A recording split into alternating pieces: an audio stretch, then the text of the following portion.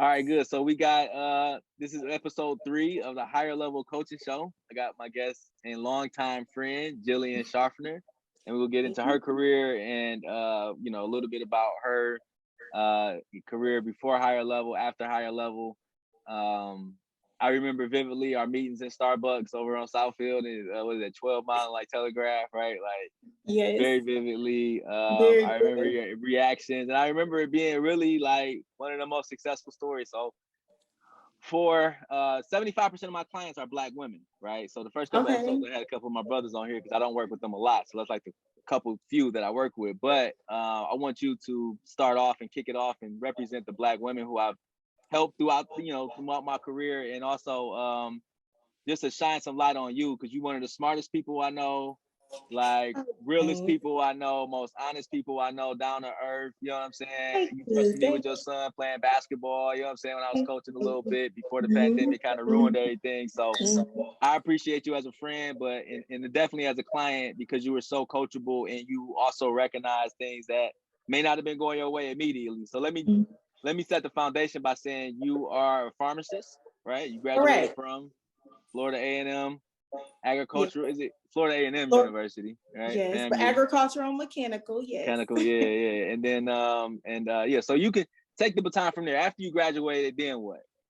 Okay, so just to set the tone, 2009, graduated with my PharmD, which is a doctor of pharmacy, not to be confused with PhD because people don't understand, but it's philosophy, doctor of philosophy and doctor of pharmacy. So that's what I am, a doctor of pharmacy. And my course was already set because when we graduated, we were told that we had meetings with a lot of financial advisors. A lot of people were coming in and talking to us. So I knew I was going to work in retail because that's where most graduates started from, was retail. So we had sign-on bonuses. We were ready to go. Like as soon as we passed the board, $10,000, we had to work for CVS for 2 or 3 years. And then we could do whatever else we wanted to after that. So after I passed the board, well, really quick story. Before I passed the board, we got time. Okay, good. The pharmacist that I was working under told me, just enjoy this time, kind of goof off. He kind of gave me like the best advice. Like, and I remember to this day that he was just like, you're going to work for the rest of your life. So make sure you have fun during this time. So like, then I stopped going into work as much, and I kind of was just taking my time with going into work and doing things. So I was kind of slacking off. And then I got licensed in December 2009. And that was the best advice he gave me because I was able to have some fun before work, because at 35 now, that's all you do is work. You got your family, you got everything else going on. So that was some good advice. So this is before you passed your board, but you were working. What were you doing? You were I was an intern. What were you doing? Yeah, I was an intern at CVS. Okay. And we got paid a little less, not much less, but we got paid a little less. But I wasn't licensed. So I was I was a licensed intern, but not a licensed pharmacist. So I always had to give my work to a pharmacist to check. So, but that was just really good advice. And I would tell anybody that to just, don't rush into into working, because you got the rest of your life to do that. So, but I like that perspective, and I'm gonna pause and say that that's some advice I give people is like, think about long term. If we're gonna be working until we 65, 70, what's 1 year? And that's 1 year is a drop in the bucket to eternity. And when you look at it in that perspective, right? So a lot of people feel like, oh, I need to graduate in 4 years, or I need to get the job right now, or if not, my life is going to, in your 20s, like, really? No. But we a little hindsight with that perspective. So maybe in your 20s, we didn't think just quite like that. But I think that perspective, reflects that mentality, right? So go ahead. Definitely. No, definitely. So, and like you said, I'll tell anybody that don't rush, because you got the rest of your life to work hard, and so I'm all for that. But after that, after I passed the board and became a pharmacist license and did my 3 years with CVS, I got tired of that. And just to say, retail, we're the highest paid in pharmacy. Retail pharmacists are the highest paid because we deal with the most things that we didn't go to school for. So right, in the pharmacy, they'll come back to us and ask us, can we ring them up for some milk or something? And we didn't go to school for that. And I get it because the line. I do that. I'm guilty of that. Sorry. Because the line up in front is crazy, right? So y'all like, oh, it's no line back here, so let me come back here. But we're really a pharmacy. So we're just a part of the store. I'm glad you said that for real. I'm sorry for all the pharmacists out there. Like, yes, girl. Like, yeah, my bad. Exactly. But that's what we get paid for, to ring people up for milk and do other stuff. So, you know, that's that. So talk to me about, like, what's the range? Like, so you talking about they the highest paid. What you coming out of college making? You know what I'm saying? Like, yes, you got your coming out of college. Boards. Well, now let me say, I'm gonna tell you then versus now. It's 2009. It was a shortage of pharmacists, so they were like I said, we were getting sign-on bonuses. We were getting paid between $50 to $60 an hour, starting off closer to 60. I was getting, and then once I stayed a little longer, I was getting like $65 an hour. So that was then. Now though, I hear that pharmacists are actually, it's an influx, it's too many. Surplus, Surplus, yes. Yeah. So now they're getting paid like between $40 and $50 an hour, which is unheard of. That's crazy, but it's still good money. It's if good you just money. Like the regular guy, you know what I'm saying? Like, it's good money, but it's like I wouldn't dream of that, especially where I am right now. So when I hear that, I get a little devastated because we have to know a lot of information. So I think that's low personally, but we'll talk about that later. But that's the highest pay, and then hospital is between 50 and 60, closer to like more so mid 50s or early 50s. So, and then now though I'm in managed care, and it's closer to 60, so $60 an hour, so pretty good. But James, I can't thank you enough for all you've done. I appreciate it. You really changed my life, because I have been working in retail for 7 years when I just was like, I gotta get out of here, like now. Right. And I didn't have any other experience. Right. So I didn't know how I was gonna do it, because everybody says you have to do a residency, and that's really a big thing, like doing a residency in order to move forward.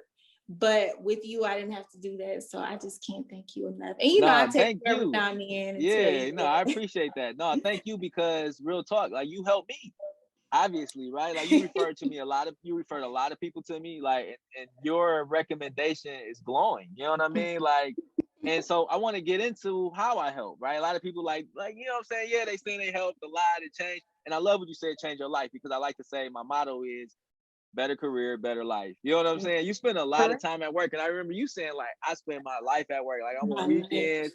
But I remember you driving the cherry. I remember you driving the cherry with red Benz, Dr. Diva, right? Like, I remember that, right? Like, I'm like, yo, I feel you, but I'm surprised that you wanted to take a pay cut and all of that, like, to get out of it. So tell me more about, like, why you was really ready to get out and paint the picture for what it was like. You know what I'm saying? Okay. So retail at the time, and things have changed so much now, so I probably wouldn't mind getting back into retail, but at the time I was working 14 to 16 hours every other day, if not every day. And I had a young son. So when I graduated, I was 23.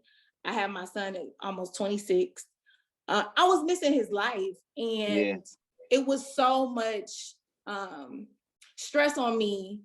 Not financially. Obviously, financially was great. I was living a dream, and like I had so much money in the bank. It was great. I was living with my mom. I was paying off my loans. Like, everything was great. Like, that's real though, and that's one of the reasons why I appreciate you, because people think, hey, if I'm making the money, I'm gonna be doing it. It's cool. It's worth it. But I met someone who's making 6 figures, and you like, look, I got to get out, right? I got to get out. More money than I ever made at the time, right? Like, I'm like, okay, let's help. Let's do it.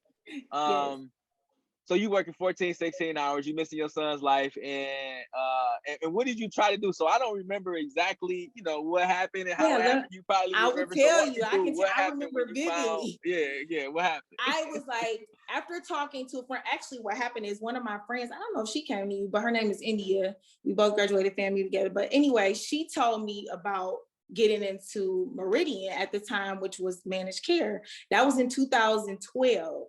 She applied and she got in. She was doing the same thing. She had graduated after me in 2010. She was only in retail a few years, and then she got out, and she was gloating at the time about it was a good opportunity. So I was like, okay, I can do it too. I applied, but nothing. I didn't get a call, nothing. And she even tried to put in a good word for me, but she saw my resume and was like, I think it's your resume. I think it's your resume. So I had tried to apply that hospitals, just anywhere really, to just be done with retail. And nobody was calling back. I couldn't get anything. And I was very frustrated because I felt like, okay, my time was up. Like I was told to apply for a management position within CVS. I didn't want to do it. And nobody was calling me back though. So I was very frustrated at the time and just couldn't believe that nobody would call me. I mean, I had this degree. Right. I was young. I was willing to learn. I had a few accolades. You had the credentials. Right. You didn't have the credentials, right? Nothing.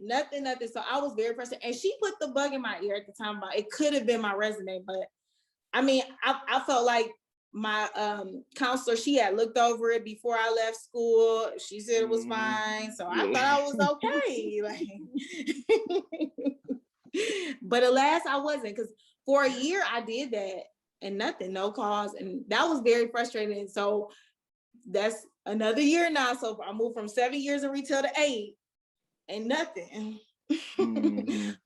So then you were really on Facebook at the time, just talking about higher level and how you would change our lives. So I gotta give them a call, because I was talking my shit. That's what I said. Yeah, I need to start talking my shit again. You was, and I was sold. Right. And then, like you said, then those meetings at Starbucks happened. And then I want to credit you with LinkedIn too, because I kind of looked at LinkedIn like a joke. I didn't think it was going to go anywhere.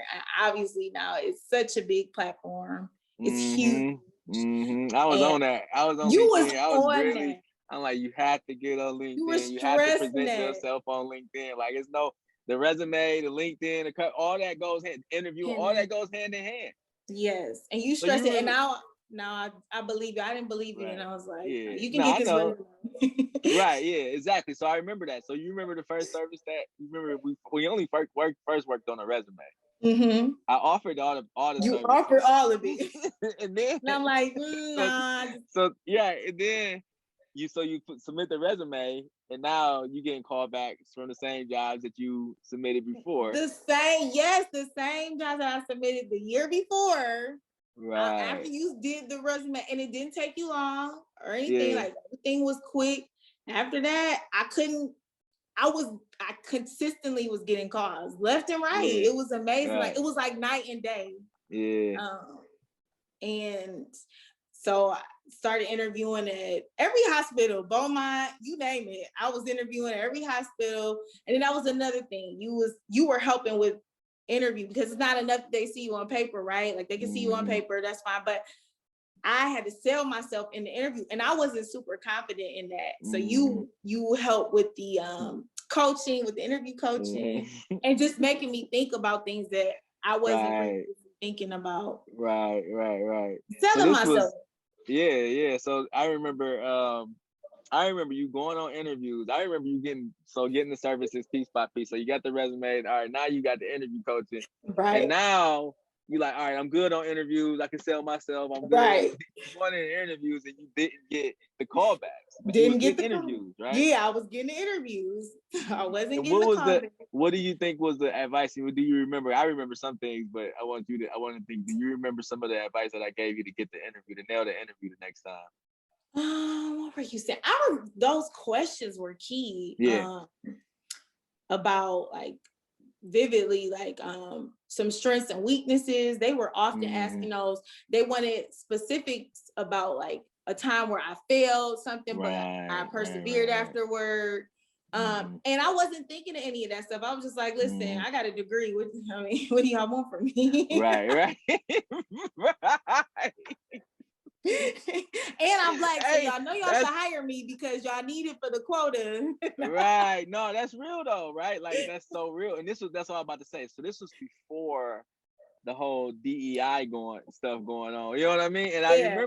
I remember feeling like you was going in an interview and we were talking and it was more like hand movements, how you was talking. Like, Yes. I was like, body language is important. You Going in definitely these interviews, being confident, having I was big on executive presence back then because that was a you buzzword were. too. And You so were. executive presence, like you got a PharmD. You the expert in the room. You know what I'm saying? When you go in there, you gotta act like it. You gotta know, they gotta know it. You know what I'm saying? Yes, you said that. So what was your all right? So and I think you was like it happened pretty quick, right? Like you was getting interviews for the jobs that it wasn't a long time turnaround before you started getting callbacks. And then callbacks, it wasn't a long time, not even maybe a month. It wasn't even a month. Right. Like things were moving quick after that change, and after you changed my resume, like within a month, I was getting a bunch of calls, back to back, and the interviews back to back, but I wasn't still in the deal back to back.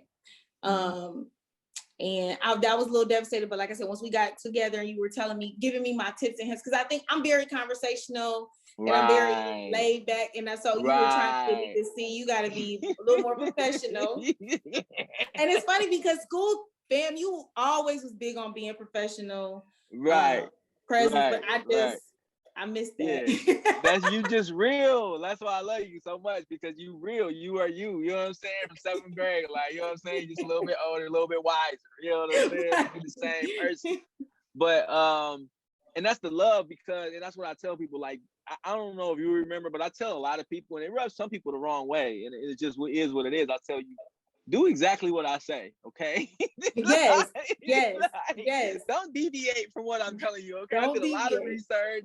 I did a lot of things about information, interview, all of the things that I've done and written about it and coached other people before you got to me. Do exactly what I say, and I love that you did it, and it worked. Like I tell you, I have expectations. I don't make guarantees, because if you go in an interview and don't do what I say, I can't guarantee the result. You're right. But if you follow these steps, I have extreme confidence. And I'll tell you, like, even if you got it, as long as you ain't got nothing on your record, felony, you ain't blacklisted. You good. You should be good, because it's all about communicating your value. Yes. And I also love your story because I don't know a thing about pharmacy. You always know what I'm saying? Too. I don't know a thing about, STEM, right? Like, I was a sociology major, right? I know about communication, helping you communicate your value more effectively. And I think that's how I got my dream job since I graduated.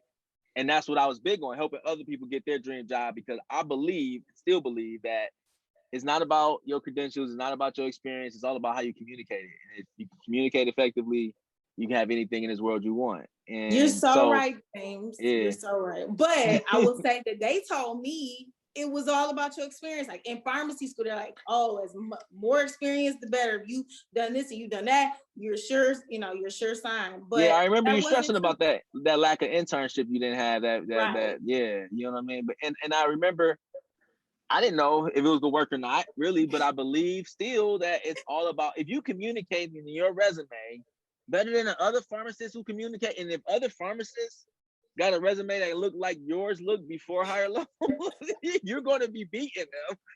You're going to be killing them when it comes to, let's look at the quick, because it was even how you describe, you're talking about pharmacy, right? I remember vividly how many people you dealt with on a day, on a farm, like you working 14, 16 hours, you're dealing with thousands of people a week. Thousands. You're working in retail pharmacy, you're dealing with millions of dollars in cash and credit transactions a month. So when you articulate those things on your resume, and they can see that you articulate your job better than somebody with the same job, then you already got a bump against. And you know what I mean? And then when you get, now let me look and see what Jillian's like, right? Like, now I can see your LinkedIn picture and I see you look like somebody that represents this resume. You look like somebody that can represent my company. What's the hold up on calling you? It's no hold up. And now your interview is really about selling a deal. Yeah. So what's the first deal you sealed? What did you after? Okay. I was at Henry Ford. That interview was scary because I don't think I did everything you told me to do. It take practice. Yeah, it did. And I was trying to practice. So yeah, but Right. I did end up sealing that deal. But it took a few weeks, and it was during summertime, and he told me he was going on vacation and stuff. I called him a couple times and said, "Hey, I was just checking in, just following up." And sure enough, he said, "Thank you for calling." And he was going to send me an email, and then I was hired, but it took a little time because he had some stuff going on. So I was at Henry for 3.5 years. And so that's the hospital side, right? So yes, I left retail immediately. Well, no, let me say this. I didn't leave retail immediately. I had 2 jobs. I was working as a pharmacist at the hospital. And I was on the outpatient side because there is inpatient and outpatient. I was outpatient and I was doing my retail. So I was contingent for the hospital, but I liked it because it got my foot in the door at the hospital. Right. I was contingent for 1 year, which means that they just called me as they needed me. I had a shift basically at least 15 to 20 hours, and then every week. And then I was still working at, at that time I moved to Rite Aid. So I moved to Rite Aid. Right. So I was getting money then. Like I was loving that. Like I was loving that. I never. That's what I'm talking about, right? Right. But I wasn't seeing my son as much. Right. Still, and he was just growing so fast. He was growing so fast. So, and my mother was saying, he missed me and stuff. But he was only like, at the time, he had to be like 3 or 4. So he was young. But so then once Henry Ford said, "We want to hire you full time," I left Rite Aid for good. And I haven't looked back since. I mean, now I look only because it's a joke now, because I don't want to do COVID shots. I don't want to I don't want to see people anymore. Like I hate to say it. No, it's real. You paid your dues. It's not. I have paid my dues, James. And that's my thing. You done, and that's where I want people to understand. I want people to realize, like, you go from a get money job. Remember this? Get money to a bridge job to your dream job. Right. Like you might not be in a position. You wasn't in a position right there at CVS to maybe going directly to managed care or management. Right. You know what I'm saying? No. But you were in a position to go in a hospital, pharmacy. Definitely. Right. Definitely. That's an easier transition. You got the skills and the experience to do that.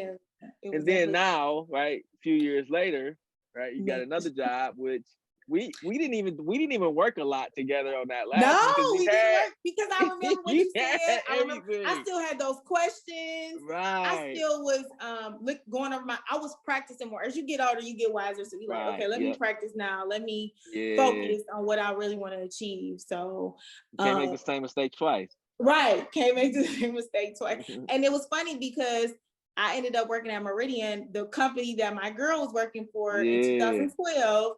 I ended up working there in 2018, so 6 years later. And obviously it had changed a lot, but I will say Henry Ford really did give me the stepping stone to get into managed care. And I got to see more from the hospital side of how managed cares work too. So I'm really thankful for Henry Ford. And I was working inpatient and outpatient. So I got a very unique opportunity that a lot of pharmacists don't get to work both sides of a hospital pharmacy. So I was very blessed and did that for 3 years, but it was time to move on. Me and my manager didn't see eye to eye on a few things. So I was like, okay, well, and I didn't plan on leaving the hospital. I thought I was going to actually retire there, but then I left there and did the resume again, sent it out. I was getting many callbacks. It was great. I was getting so many callbacks. I got a call back from U of M. Nice, right. No blue. There at the hospital. I interviewed at several places, Cardinal. So, but finally Meridian called, did the interview, and then within like 2 weeks, I got that offer. So what is your current position and what do you do? Yes. Okay. So the current position is a clinical pharmacist. And I've been doing this since 2018, June 2018. I just hit my 3 years. Wow. That's crazy. Because that's how it should be. 3 years and get the hell on or get more money. You know what I'm saying? Like, it's exactly how it should be. So that's and I just got a raise too. So you're right. Right. There you go. Right. Oh man. Yeah, that's good. And I love it. Like this, this is I would say this is the pinnacle of my job right now. Like, Wow. I don't see me leaving at this point. But I don't know what I'm going to do. We'll just see. But right now, like, I'm super content. Like, I don't want to deal with customers. I'm at home with my kid. Right. I'm helping doctors and pharmacists. That's all I talk to all day. Yeah. So what do you do? Like, what is your job? Like, break it down for the regular person. We know what a retail pharmacist does because we all experience retail pharm. We go get to the doctor, we get a pharmacy, a prescription, go get it filled at retail. We see somebody like you, right? Yes. We give advice. But hospital pharmacy, the only difference is you're not at a CVS or what? Right. What's the difference there? At the hospital, the two differences. Yeah, I'm not at retail, but in inpatient, I did more talking to nurses and doctors. Okay. Less talking to patients, but it was still fine. That was a good opportunity. Now I don't talk if it's not a doctor or nurse, I'm not talking to you. Okay. So what are you doing with doctors and nurses? Yeah. So just the whole day layout. I work 8 hours. I'm salaried. So my shift is 9:30 to 6. Yeah, I like it. I love it. And all I do all day is approve or deny. We get requests from doctors, which are called prior authorizations, and that is prior authorization is a request for medication that may or may not be on the formulary. So every company has a formulary. Medicaid, that's why I work for Medicaid, but Blue Cross Blue Shield has a formulary. Aetna has a formulary. Every company has a formulary that a person works for. Okay, and on that formulary is what's covered. The formulary is the medications that are covered, or they are covered, but they require certain things. So we have a queue filled with requests from doctors, and we just approve or deny them all day. So, and it seems pretty simple, but we have to check criteria once we get a request. So reviewing the authorization takes about 10 to 15 minutes on average. We're checking to see, has the patient previously been on it? Was it previously approved before? Did we approve it short term? So we're just checking and seeing if they can get the coverage that they require. And sometimes we deny because they need to try something else first. Sorry about that. That's all good. Or sometimes we deny it because they just didn't meet certain criteria. So that's a reason. I get an hour lunch, and I never had a lunch. When I was in retail, I didn't even have a lunch. Like, I was pregnant, wilding around the pharmacy. They didn't want me to sit down. I couldn't sit down. It's so it's a stark change now. Like, I gained like 15 pounds working at Meridian because I was always sitting down eating at a desk. That's real too. Always having that's the luxury of being in the in a position like that, right? Like, it's like the king's disease, right? It was great. That's real though. Great. But so, I also see you jet setting too. You know what I'm saying? You don't skip out on no travel now. So how do you have that? Like, talk to us about that flexibility. Is it something where you get the vacation time good? Like, you feel like this is where you ought to be? I get my weekends off, so I do short weekends. Now, I used to look at weekend trips like, why would you do that? But now that's like the best thing for me, a quick in and out. Yeah, but I like getting somewhere and staying there for days, exploring. But now I'll do a quick 3-day trip anytime. So are you remote though now because of the pandemic? Have you been remote? Yes, I've been virtual for over a year now. Let me tell you a little funny story. I lost power in my house, so I couldn't work this day, and I'm salary, so either have to make it up or put in paid time off. I didn't want to put in paid time off, so my boss was like, "You can go to the office and work." So I go to the office. I'm like, "What floor are we on? Do I have to wear?" I was asking all these questions. He texts me back. He's like, "It's been a while, huh?" I'm like, "It has been a while." What floor are we on? I could not remember what floor we are. No lie. I couldn't remember what floor we were on. And I couldn't remember if I could wear, if I had to dress up, because we typically had to dress up, but nobody was in the office, so it was good. But I've been remote for over a year. I don't want to go back. I don't plan. I feel you. But they want to, we're scheduled to go back September 2021, but they said we would try to be flexible. Yeah, we said we could go back in August, so we'll see. We'll see. But yeah, I think one thing the pandemic has offered us is that we can get the core work done remotely. You know what I'm Definitely. saying? The core work, right? Yeah, the secondary work where we gotta, build bond community and deal with our coworkers and all that jazz. It's something that we feel like it's probably hard to do remotely, but It is, but it's yeah. okay. So yeah, It's all okay. good. So yeah, that's awesome. I love your story. Again, I think you hit on pretty much everything. Talk about salary negotiation. Did we ever talk about salary negotiation? Yes, we did. I believe.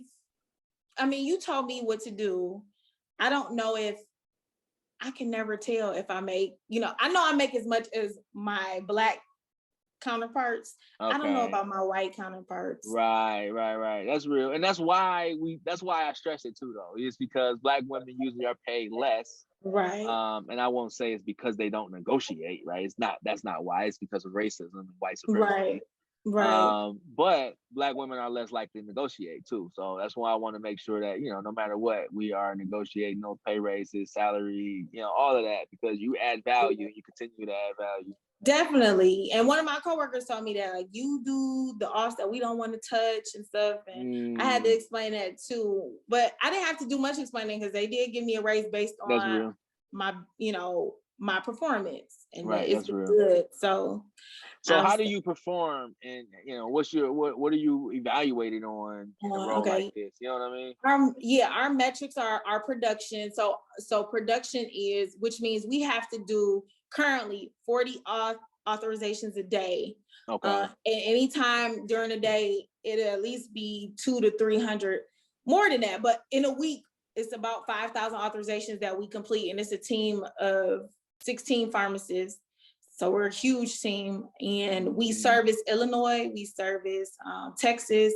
It's a lot of places we service. So we have to be licensed. Oh, and the pharmacist has to be licensed in each state that we are checking authorizations for. So that's interesting. Yeah. So Meridian, the healthcare is, national, obviously, healthcare, and in multiple states, right? And yes. So the Detroit office, though, just handles some of that. Is this the headquarters?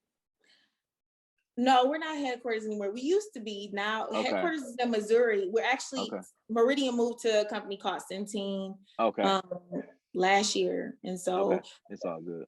Yeah, but yeah, so 40 authorizations a day, and their quality has to be at least 98%. I'm like at 97.9 right now, but that's right now. Then I was above 98. But your quality just means that, are you making the right decisions?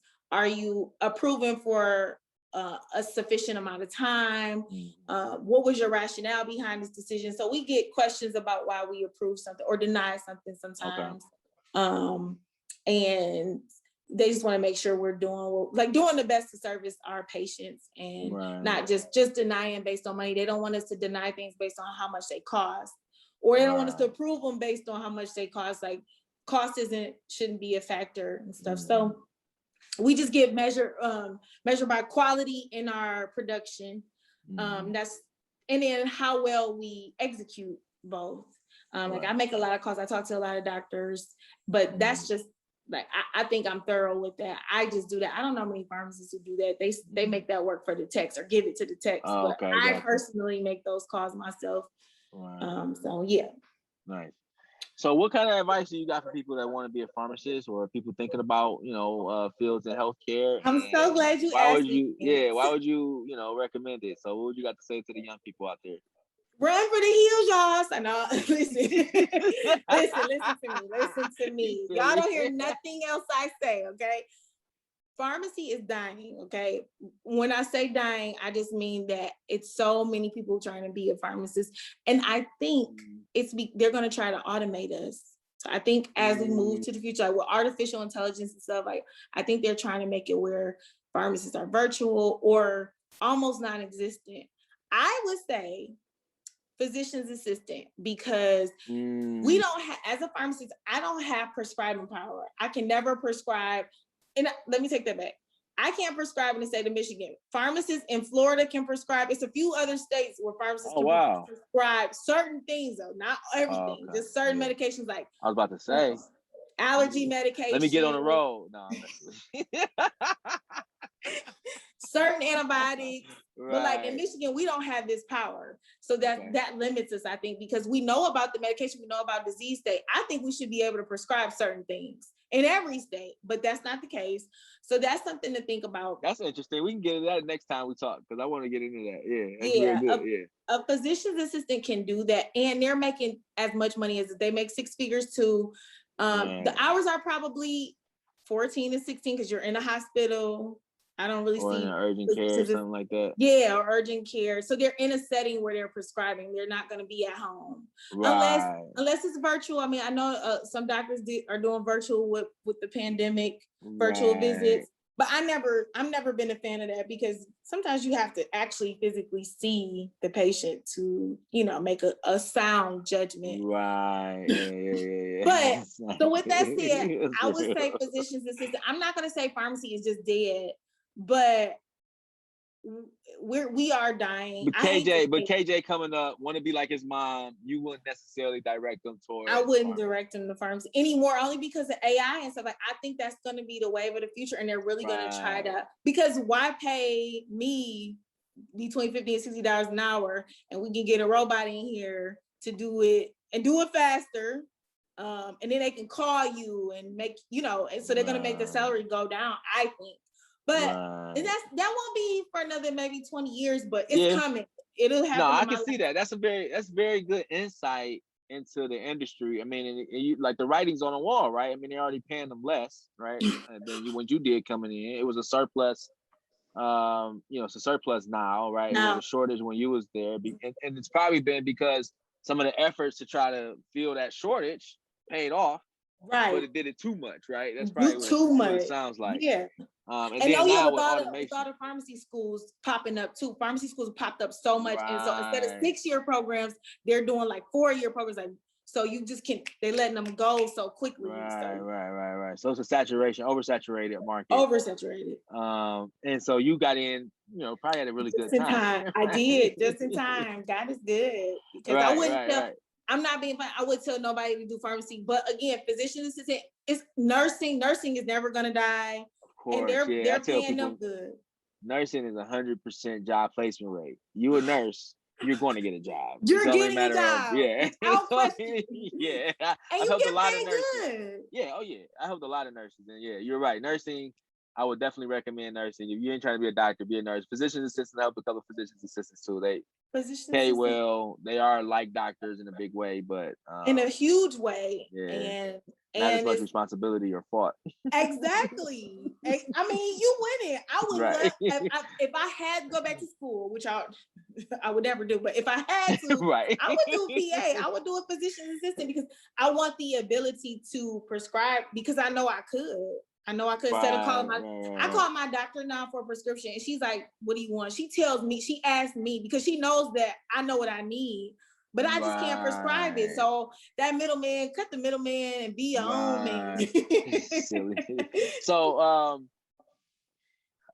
okay, so being a physician assistant, but now what about people that are pharmacists, right? What about people that are, currently got their PharmD and moving on? Like, what's their options? They can't go back to school necessarily. So how do they advance like you did? And also, what's after you?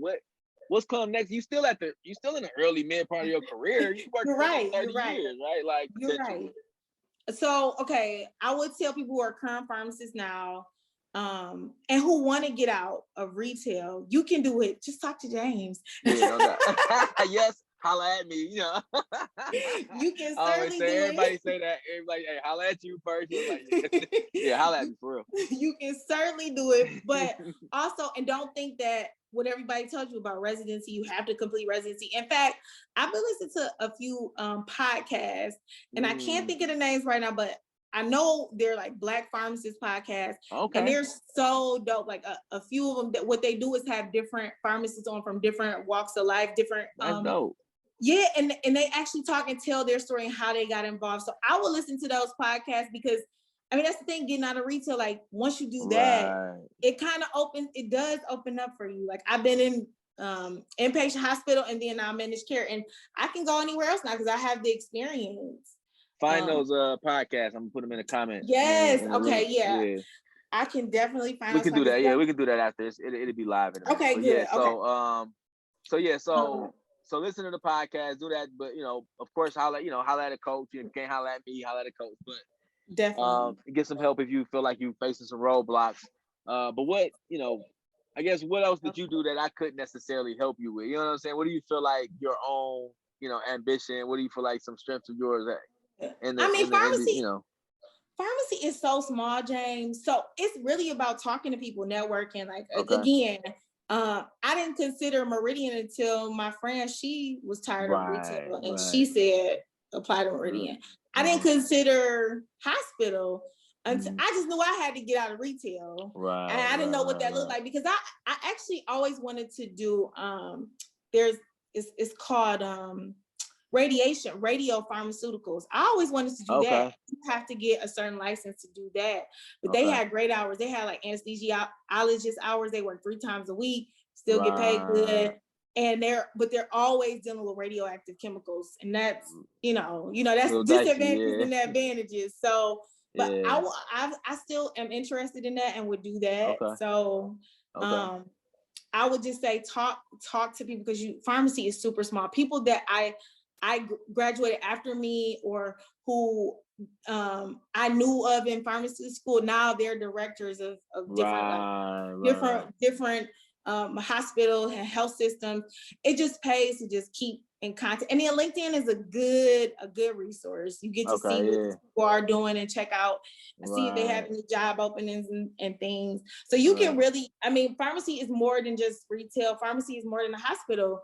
I know pharmacists who do consulting work and don't step foot into a pharmacy, but they're getting money. I know pharmacists who are government employees, they work for the VA and government pays them handsomely. They get cars, they get a lot of lavish things. And then they have obviously a great 401k and stuff. So I would just say, talk to people. Like my sister's been trying to get me into the VA for years now, but I'm okay with where I'm at. So I would say just have those conversations. LinkedIn is a good resource. Like I said, coaching, those are just good resources. And then for me, moving forward, like I said, I would do radio pharmaceuticals. I'm content. I think I'm too content right now. I'm super content. Well, I think it's, I think that it's good timing for you. How long you been at Meridian now? 3 years? At 3 years. Yeah. So that's crazy. It seemed like it was longer than that. No, like maybe this pandemic has stretched time out a little bit. For real. I don't know why, but no, I like to say that I feel like in my career, even I still learn, I still grow, and even I got some challenges and things in my career. And I feel like I use a metaphor like an eagle and an eaglet, and when the eagle makes a nest for the babies, they make it with spikes underneath, right? And they make the padding on top, cushiony on top. So when the eaglet gets too big, it gets too heavy, it falls down on the spikes and it's forced to fly.